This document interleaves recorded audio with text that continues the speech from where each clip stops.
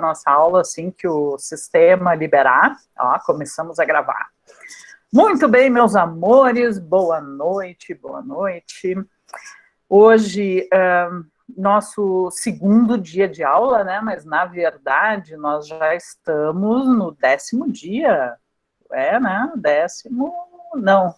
nono dia de aula, e o professor Cassiano deixou, né, o material já previamente postado ali para vocês. Então tem a última aula, e deixou 4 temas, que é o gerenciamento de risco, aquisições, partes interessadas e integração. Então, eu coloquei para vocês dois capítulos do PMBOK, tá? O BOK, né? Já que não é PMBOK. Aquele livro, ele tem em torno aí de 700 páginas, é enorme o livro, e ele serve, ele é lançado, se não me engano, a cada 2 anos, e ele serve como um mapa para te fazer o teu projeto. Então tem ali as modificações que acontecem, né? Então, antes a comunicação era numa área, agora a comunicação tem outra. Antes as partes interessadas era uma coisa. Então, assim, conforme eles vão modificando a estrutura dos projetos e da gestão de projetos, eles vão reeditando esses livros. E quem quiser fazer a certificação como gestor de projetos tem que praticamente decorar esse livro aí para poder prestar a prova. É muito interessante, tem bastantes orientações, assim, é um pouco repetitivo, porque a cada capítulo ele vai lá, né, na iniciação daquele tópico, como é o planejamento, como é a comunicação, a execução, o controle, como encerra. Então ele dá todos os parâmetros para cada uma das áreas de projeto. Mas é interessante, eu coloquei ali para vocês verem, quem quiser conhecer mais, quem quiser saber mais. Eu não sei se tem alguém aqui que trabalha com projetos na empresa, que tem interesse em trabalhar com projetos. Eu acho que é uma área assim, ó, que sempre tem oportunidades, porque as pessoas sempre vão ter desafios, né? Sempre vai ter coisa para fazer, sempre.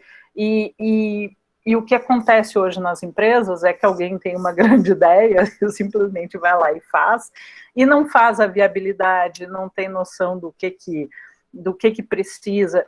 E eu vejo assim, ó, que a gestão de projetos é mais ou menos como tu fazer uma receita. Tu não pode simplesmente sair quebrando o ovo e botando na tigela, porque tu não sabe se tem fermento, se tu não sabe, tu não sabe se tem tudo que tu precisa. Então, muitas vezes é mais fácil a gente reunir tudo o que precisa e começar a fazer, te certificar que está tudo ali, que o custo está bacana. Imagina tu tá fazendo um bolo de aniversário, aquela coisa toda, não tem gás, para o gás na metade, acaba o gás. Então, tem uma série de coisas, assim, que quando a gente trabalha com gestão de projetos, a gente consegue evitar o retrabalho, custos, enfim. Então, na aula passada, a gente falou dos riscos, né, e eu acho que eu comentei com vocês que a gestão de risco é uma das áreas mais, o que as pessoas acham que nunca vai acontecer, que isso não tem importância, isso aí, quando acontecer, a gente vai lá e faz, mas, na verdade, assim, os meninos, por exemplo, né, quem é que tem ferramenta no carro, quem é que tem lá os cabos de bateria, quem é que tem macaco no carro? Daí vocês vão dizer, mas é tudo obrigatório. Não é questão de ser obrigatório, não. A gente tem por uma questão de segurança, porque a gente não sabe quando vai acontecer de furar um pneu, de ficar sem bateria, a gente não sabe. E olha, os mais prevenidos, de repente, tem uma garrafinha de água ali, caso, né, precise completar a água em algum lugar. Então, às vezes tu abre o porta-mala, tem água, tem óleo, tem um pouquinho de gasolina, tem não sei o quê, tudo. Porque tu começa a ver todos os riscos que tu está correndo, todas as possibilidades que acontecem, E aí os homens, simplesmente, eles não perdem a oportunidade de comprar um novo componente de segurança, por exemplo, uma lanterna que tu liga lá no acendedor dele. A professora ainda tem o quê? Eu tenho, claro, tem o quê? O porta-mala tá cheio. O porta-mala é desse tamanho, assim, né? Mas, professora, deixa eu só te dizer que eu achei fantástico, tu tá falando nisso agora. Eu vi um filme esses dias, não sei se o pessoal viu, O Túnel, que o cara tá passando de carro dentro de um túnel e o túnel desaba. E ele fica mais de 30 e tantos dias trancado lá. Só que, claro, ele conseguiu pedir ajuda, só que ele achou que ia ficar pouco tempo, que nada. E tinha lá pelas tantas, dentro do carro dele, claro, ele não tinha mais o que fazer, né? Tinha que ficar esperando. Ele achou um negocinho ali, uma portinha, um troço, que tinha um kitzinho de sobrevivência.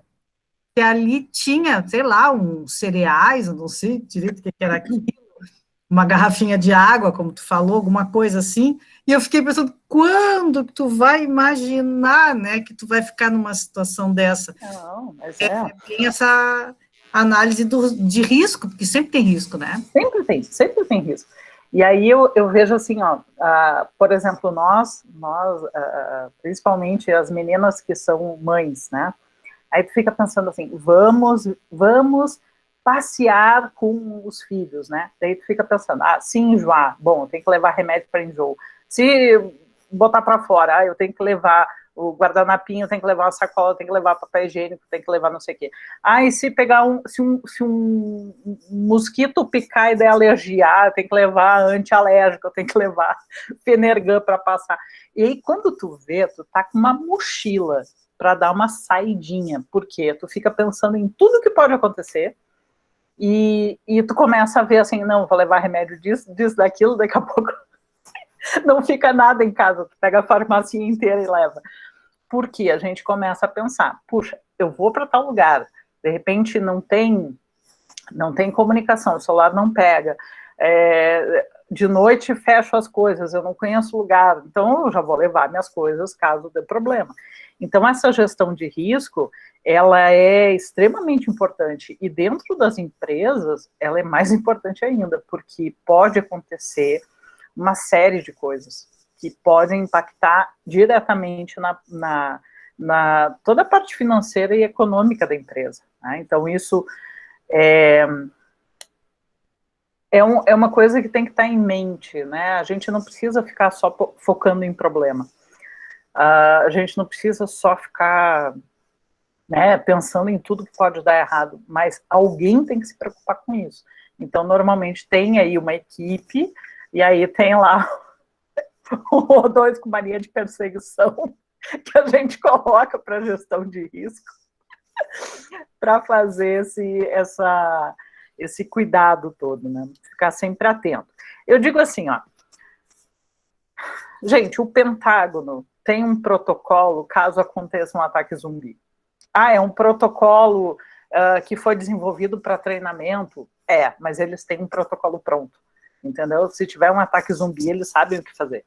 Então, se o Pentágono tem esse tipo de coisa, a gente também pode se preocupar com algumas coisas, tipo o que fazer se faltar a luz. E aí, depois da nossa última aula, eu me lembrei não só da questão do risco, né? Não é a questão do risco, é a gestão da imagem também, que é uma coisa muito importante para as empresas.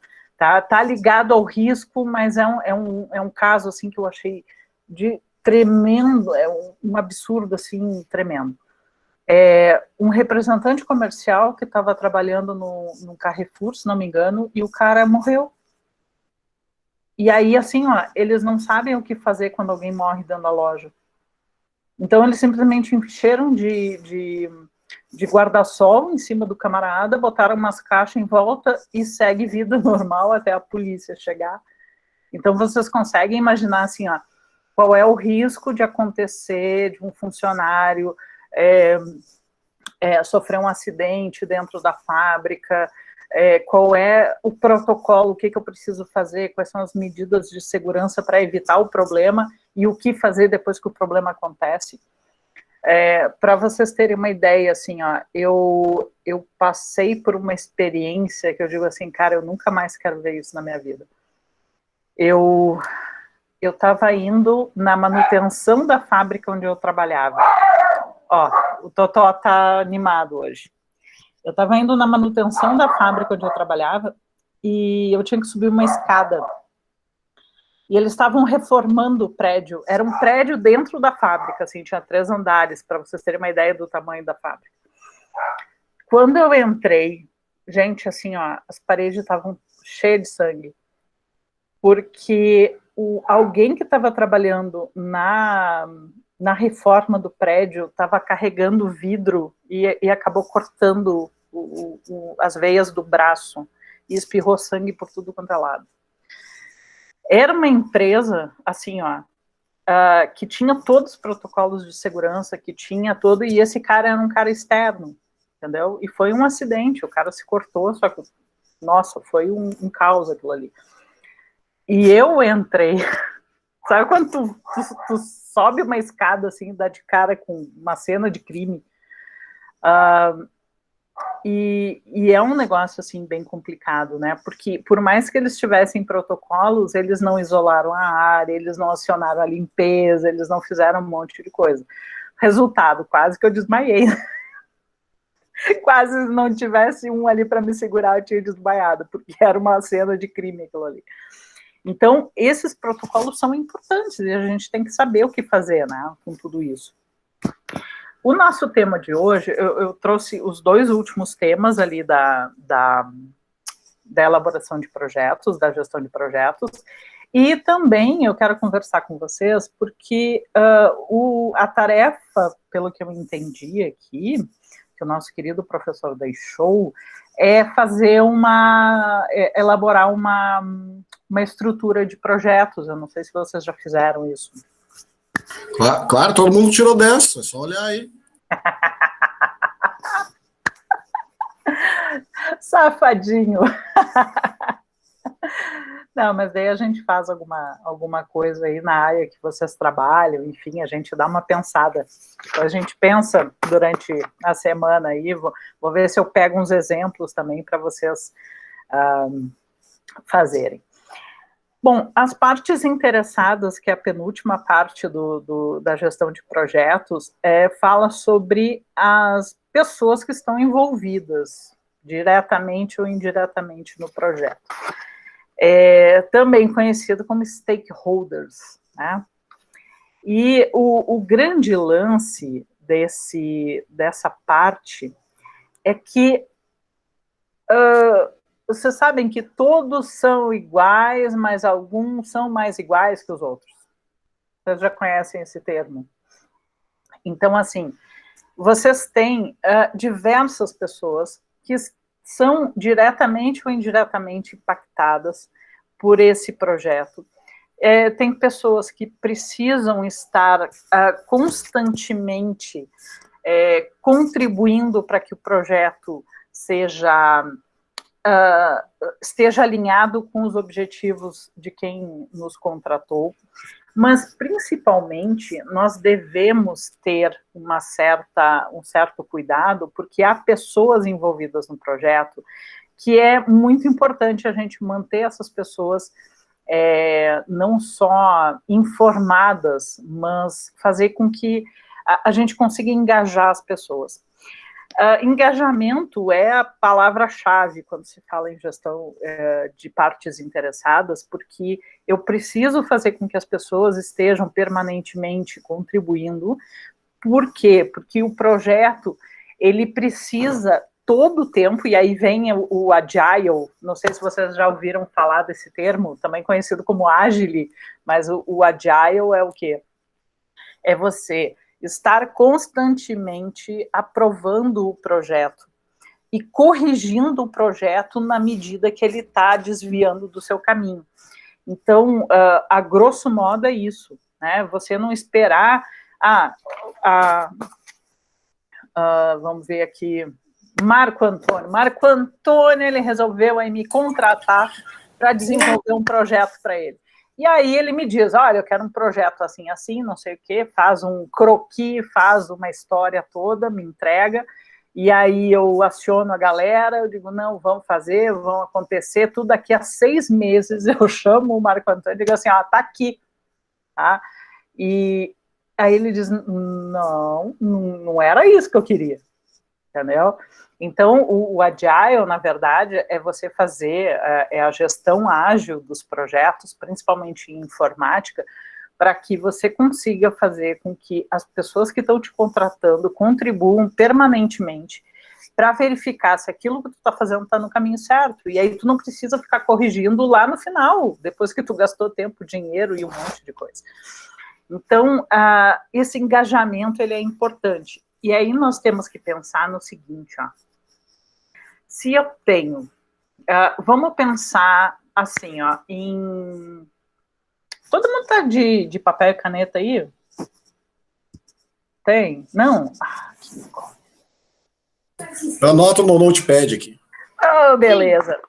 Não, é que assim, ó, no fim eu acabei achando uma figurinha interessante aqui e eu não fiz o... Eu, de repente, depois eu até passo para vocês aqui. Mas é o seguinte, ó, só para a gente... Tá, aqui. Aham.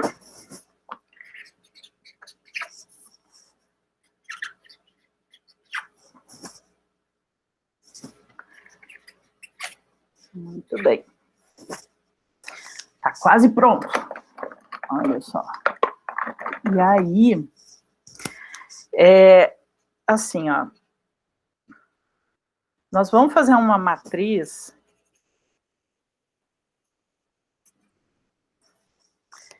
que ela é assim, tá? Então, eu tenho um eixo. Depois eu faço uma fotinha e coloco lá no Moodle para vocês, tá? Eu tenho esse eixo aqui, onde eu tenho o poder da pessoa que está envolvida no projeto, tá? Do meu stakeholder. Então, esse poder, ele pode ser baixo ou ele pode ser alto. O poder do cargo de decisão, de uma série de coisas. E aqui eu tenho o interesse. A pessoa pode ter interesse baixo e ela pode ter interesse alto. Então, vamos supor, Michel, presidente da empresa, tá? Michel tem muito poder, mas ele só quer que o programa funcione, ele só quer que o projeto dê certo. Ok, ó, organizem e escolham, me digam quanto é que eu pago. Então, ele não tem interesse em acompanhar o projeto, ele só tem interesse em saber se deu certo no final. Ele vai pagar se o troço estiver ok. Aí, nós temos a Jaqueline, que vai trabalhar diretamente com o programa que eu estou fazendo. A Jaqueline vai usar todos os dias para emitir relatório, para fazer o cadastro dos atendimentos, para fazer cadastro financeiro, tudo, e ela precisa entregar o relatório para o Michel. Então, o que vai acontecer aqui? O interesse da Jaqueline é extremamente alto, porque o trabalho dela depende disso, depende do programa que eu estou fazendo. E o Michel não. Michel, assim, ó, se a Letícia, a Sueli e a Bruna, que trabalham com ele, se ele tiver que contar um por um, ou se tiver que emitir o relatório, ele não quer saber. Ele quer saber que no dia 5 esse relatório tem que estar na mesa dele. Se vocês vão lá no estoque contar um por um, não é o caso. Porque ele é o presidente da empresa, ele está lá em cima. Ele nem aparece na fábrica. Por cima da carne seca, hein, Michel? Então, o interesse dele é muito baixo, mas o poder de decisão é alto. E eu preciso manter esse cara atualizado. Eu, como gestor de projetos, eu preciso envolver esse cara. Ele precisa fazer a testagem do programa, ele precisa entender o funcionamento, ele precisa estar engajado. Talvez não tão engajado, né? Mas eu tenho que encontrar uma forma de trazer esse cara para o meu lado. E para o pessoal que tem um alto interesse, eu preciso manter essas pessoas informadas. Então, essa minha matriz, ela vai ficar no final das contas. Deixa eu ver se eu encontro uma caneta boa de escrever aqui.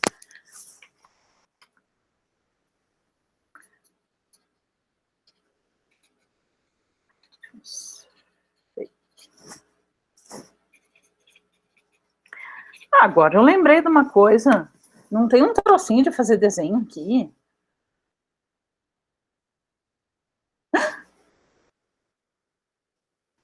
Uau! Deixa eu ver se funciona. Tem um quadro de comunicação aqui. Eu estava lembrando que tinha um trocinho de desenho.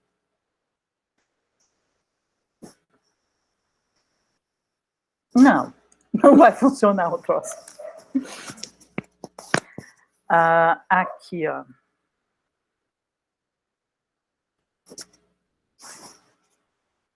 Atenção. E...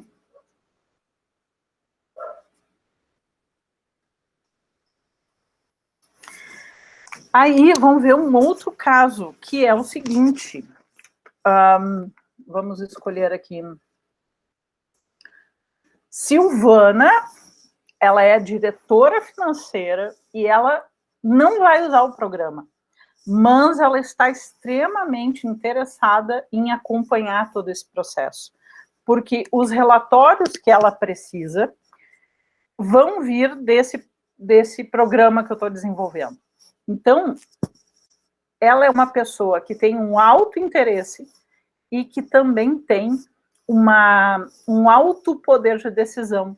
Então, eu preciso manter ela satisfeita. Eu como gestor de projeto, eu preciso engajar, mas eu preciso manter ela atualizada, eu preciso manter ela satisfeita, eu preciso manter ela por perto para que ela possa contribuir e eu conseguir atender a necessidade, a demanda e a expectativa que ela tem. Né? Eu acho que atender a expectativa é a coisa mais difícil, porque tu atender a necessidade é uma coisa muito básica, né? A pessoa tem uma demanda, tu vai lá e atende. Agora, tu conseguir surpreender aquela pessoa, realmente aí é um caso mais... é um caso, dá um pouquinho mais de trabalho. Então, eu vou fazer uma fotinha aqui para as crianças, e eu mando ali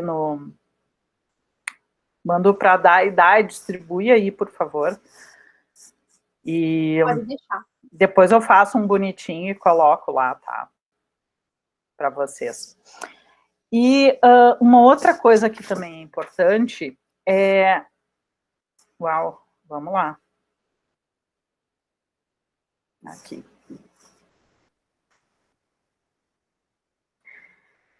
Muitas vezes, as pessoas que estão envolvidas, não diretamente no projeto, mas que são as partes interessadas aí, né, que tem alguma coisa a ver, elas precisam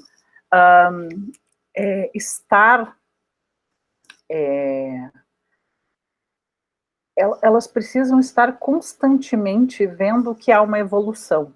Então, assim, ó, eu me lembro tem uma, se não me engano, é a Tenda, que é uma construtora. Mas isso é muito comum com as construtoras. O que elas fazem? Ótimo, tu vai lá e compra na planta. Tá? Então, a Letícia foi lá e comprou um apartamento na planta. Cara, assim, ó, se o vendedor e se a construtora tiver, assim, um marketing legal, se tiver toda uma estrutura de atendimento, satisfação do cliente, vai ter visitas periódicas, eles vão convidar a Letícia, e, por exemplo, né, casei e vai ser para minha família, não sei o que, vai convidar para fazer visita. Aí tem algumas construtoras que, por exemplo, colocam o nome do casal pendurado na porta para quando vai fazer a visita. São detalhes muito... São coisinhas muito simples, são coisinhas muito... coisinha que, nossa, que às vezes passa batido, porque a gente acha assim, não, mas olha só, vou botar uma plaquinha com o nome do casal ali, mas as pessoas acham o máximo. E isso vai fazer com que as pessoas colaborem, parem de complicar, que isso é uma das partes ali importantes do stakeholder, é tu ter ele do teu lado, não contra ti. Então, a partir do momento que tu mostra para o teu cliente que o apartamento está sendo construído, que está evoluindo, que ele vai lá e ele consegue fazer modificações que estão previstas, por exemplo, dentro de um contrato, que tu chama a mulher lá para fazer para ela dar opinião sobre uma determinada coisa. Então, tu começa a engajar essas pessoas, elas se tornam advogadas da marca, elas defendem o teu projeto, elas são extremamente acessíveis quando tu precisa. Então, sempre pensando que quando a gente vai lidar com essas pessoas, a gente precisa ter um plano. A gente não pode pensar assim, nossa, olha só, a Sueli e o Ricardo vão vir ver o apartamento, não faço nem ideia do que eu vou fazer. Não, tu tem que ter um esquema que tu vai fazer para todas as pessoas que compraram o apartamento, tem um cronograma, olha só, dia dos namorados, né, quem quiser vir um apartamento, vai aqui, vai ganhar uma garrafa de champanhe, no dia dos pais, né, quem tem filhos, porque daí tu tem um cadastro bacana, tu faz toda uma parada, daqui a pouco para o dia dos pais, tu deixa o parquinho pronto para que quem comprou o apartamento possa ir lá com os filhos brincar no parquinho, ter essa experiência. Então, vejam que vocês precisam planejar as ações que vão acontecer com as partes interessadas, né? E por isso que ela é uma parte muito importante, porque é o que vai ajudar vocês a fazer o projeto andar. E o último tema, que é a integração, que eu acho que esse é o grande desafio, que é vocês pegarem tudo e fazer tudo funcionar. As coisas precisam ter um cronograma, elas têm um limite de custo, elas precisam ter qualidade, as pessoas envolvidas têm que estar comprometidas, não podem estar complicando, tem que sanar toda a possibilidade de risco, tem que estar preparado para qualquer coisa que aconteça. Então, a parte de integração, ela precisa, é o maestro, tá, que vai fazer com que o projeto ande. E aqui, as etapas, precisa ter um termo de abertura do projeto, e aí vem uma coisa muito importante, porque quando a gente diz que este projeto está em andamento, ele está começando, eu dou autoridade para as pessoas fazerem a gestão do projeto. Então, eu poderia criar um projeto aqui na turma, né? E aí nós escolhemos o Guilherme para ser o gestor do projeto. Só que é uma coisa meio assim, né? Meio de boca. E aí, daqui a pouco, o Guilherme vai cobrar alguma coisa e vocês vão dizer assim, tá pensando o quê? Tá pensando que é quem? Né? Quem atua na fila do pão? Por quê? Porque ele não tem autoridade formal para lidar, para fazer as cobranças necessárias e tomar as decisões necessárias.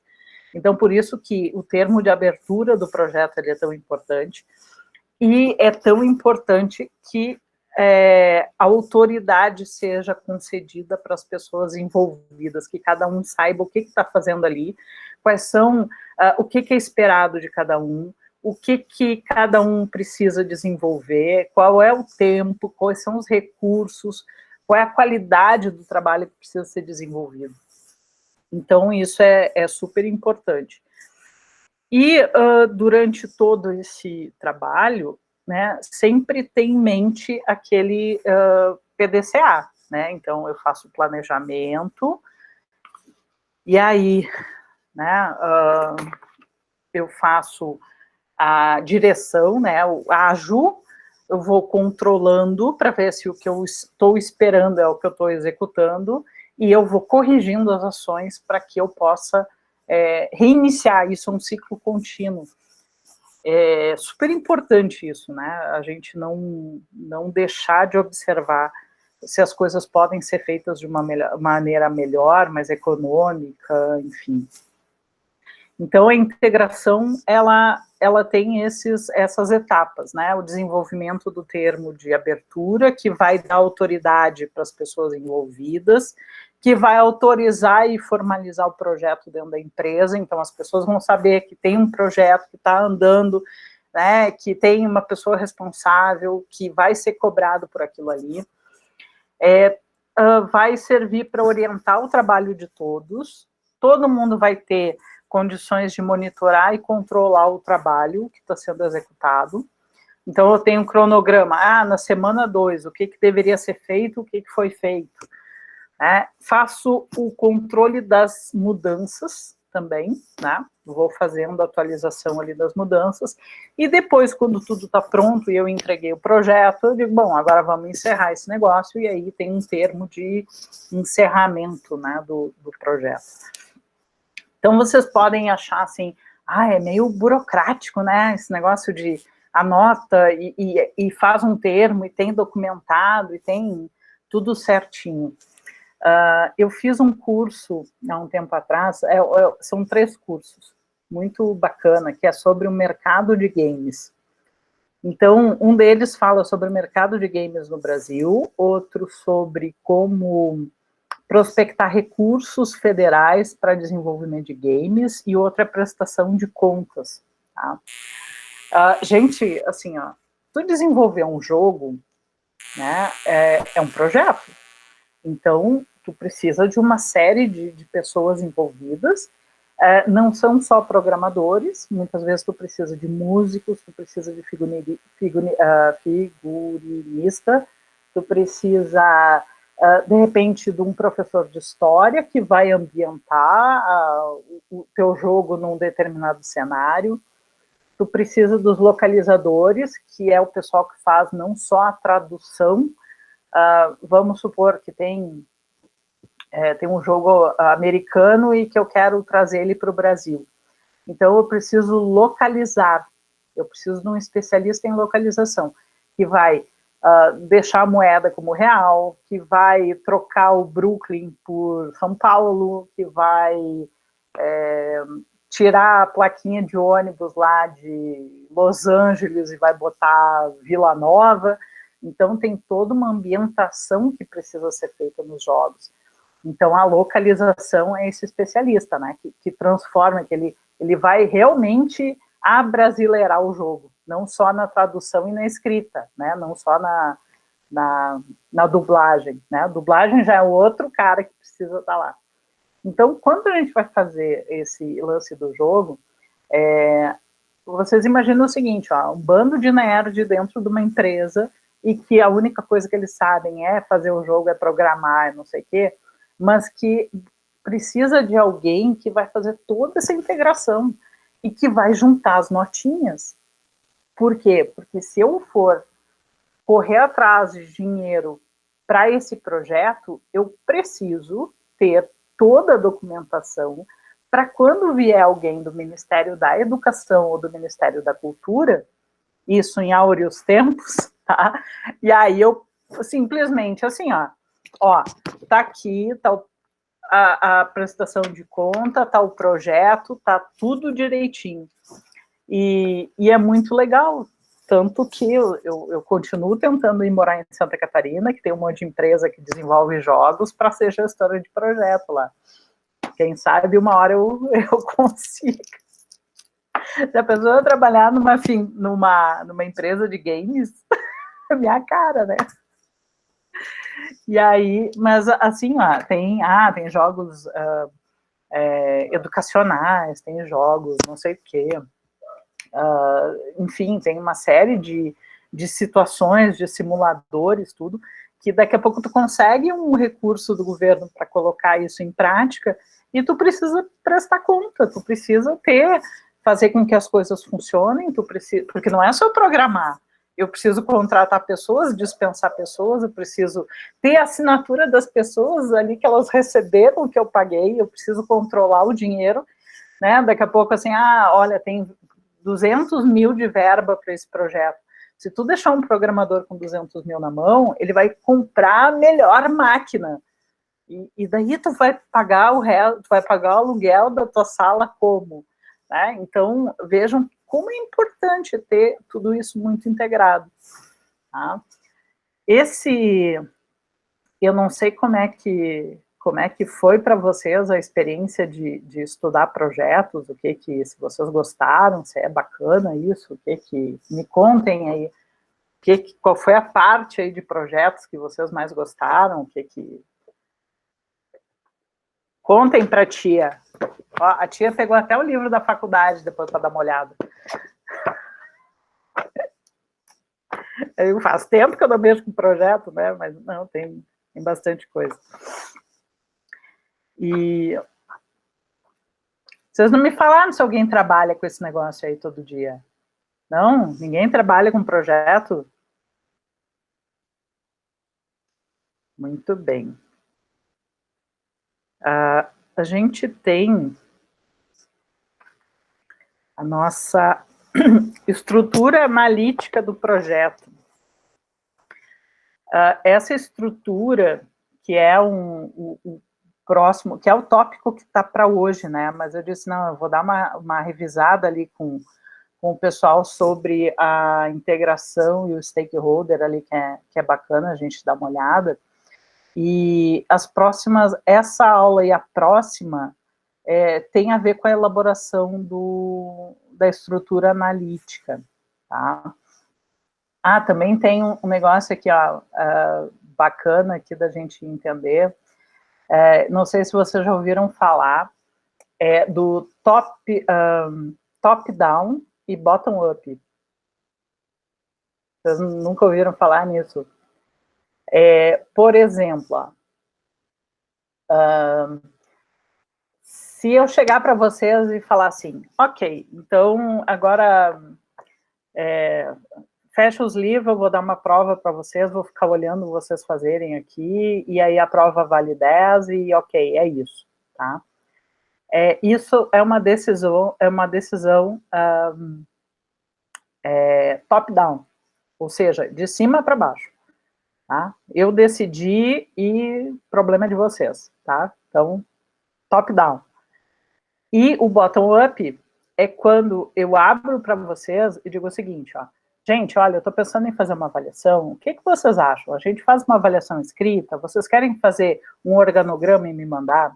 Né? Como a gente pode fazer essa avaliação? Qual é o projeto que vocês gostariam de fazer? Qual é a estrutura que vocês gostariam de montar? De que tipo de projeto? Um projeto de game, que eu falei aqui, ou então um projeto de um software, um projeto de uma construção? Então, quando eu abro, eu que tenho o poder decisório, eu abro para as pessoas que estão na base da pirâmide, tá, meus amores? Daí se chama bottom-up. Né, que vem de baixo para cima, e o top-down é de cima para baixo. Isso é muito comum, vocês vão parar para pensar assim, a minha empresa, como é que é, né, bottom-up ou top-down, e isso é extremamente comum, a gente vai encontrar não só em empresas, a gente vai encontrar no serviço público, a gente vai encontrar nas universidades, no círculo, nas famílias, a gente vai encontrar isso em tudo que é lugar. Né, são as configurações, são as dinâmicas aí do poder que a gente vai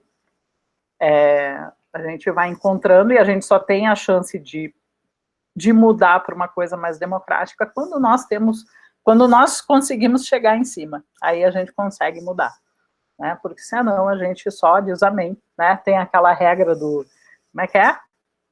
Manda quem pode, obedece quem precisa, né? Quem tem juízo e conta para pagar, obedece.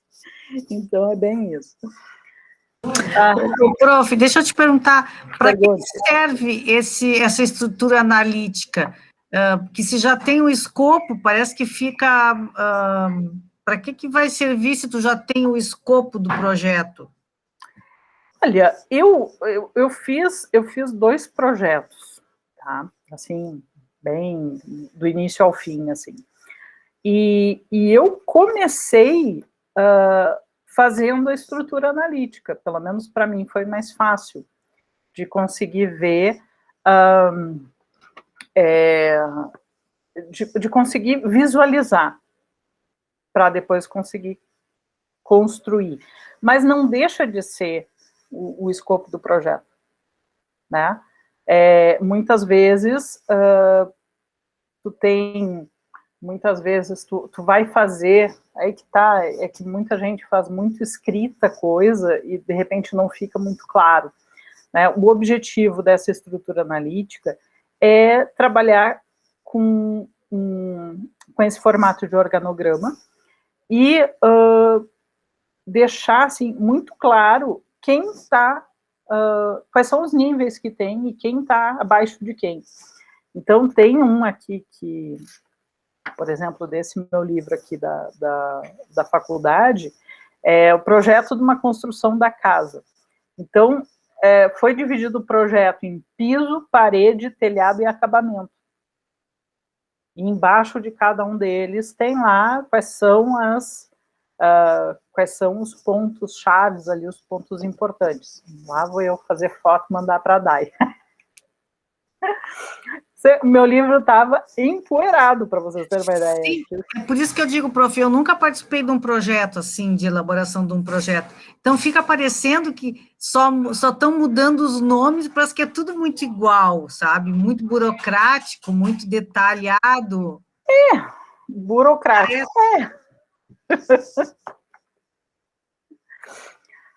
Na verdade, assim, ó, é uma forma de tu fazer o escopo, né? Vocês já fizeram o escopo de um projeto? Eu acho que essa forma, tá, deixa eu só mostrar para vocês aqui, ó. Ó, por exemplo, aqui, ó, tá? Claro, não vai dar para ler que está tudo ao contrário, né? Mas aqui é a construção da casa, daí tem o piso, as paredes, o telhado e o acabamento. Aí no piso, o que vai no piso? Tabulação, sapata e piso. No telhado, vai madeira e telha. E aí tu começa a fazer, né, de repente, essa divisão para ter a estrutura que Quando a gente vai fazer um site ou quando a gente vai fazer um programa, a gente precisa começar por isso aqui, tá? Porque tem 2 coisas que são super importantes. E agora eu me dei conta, né? Eu fazia o programa e eu fazia isso aqui. Por exemplo, ó, todo mundo já foi numa locadora? Ou alguém não foi numa locadora? Locadora de vídeo? De vídeo, de DVD, de vídeo, de VHS. Se a gente for pensar, né, vamos lembrar, assim, ó, quais eram as situações, e até levar para a informática isso, tá? Quais eram as situações que aconteciam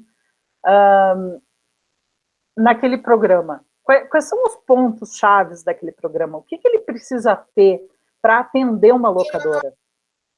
Não rebobinou a fita, paga a multa.